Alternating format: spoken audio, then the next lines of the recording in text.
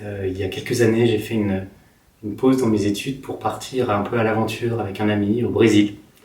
Euh, j'ai fait quelques petits boulots, prospection foncière, barman dans un hôtel de plage. Et j'ai été subjugué par à la fois la beauté complètement sensuelle des lieux, les plages gigantesques, désertiques, un peu irréelles, la nature luxuriante, les odeurs, les saveurs, et en même temps une espèce de violence un peu sourde qui couvait au fond de nous, et dans cet endroit, qui a un peu éclaté au grand jour d'une façon assez brutale lorsque nous avons été cambriolés. Qu'un policier nous a proposé, en échange d'un peu d'argent, de s'occuper des cambrioleurs. Et là, je me suis rendu compte que j'étais à quelques dizaines ou centaines d'euros de commanditer un meurtre.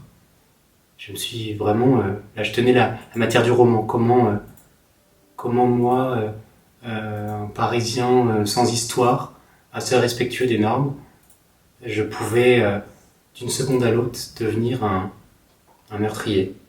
On suit un personnage principal qui en fait est un anti-héros, Saul, un Parisien complexé, bouffi de rage, au bord de l'implosion, qui par chance et par hasard retrouve son ami d'enfance, un Brésilien assez solaire et charismatique, qui l'arrache à Paris pour l'emmener au Brésil, dans le nord-est du Brésil, qui est une région que je connais bien et dans laquelle j'ai d'ailleurs écrit Marésia, très très différente de Rio et des clichés qu'on se fait du Brésil.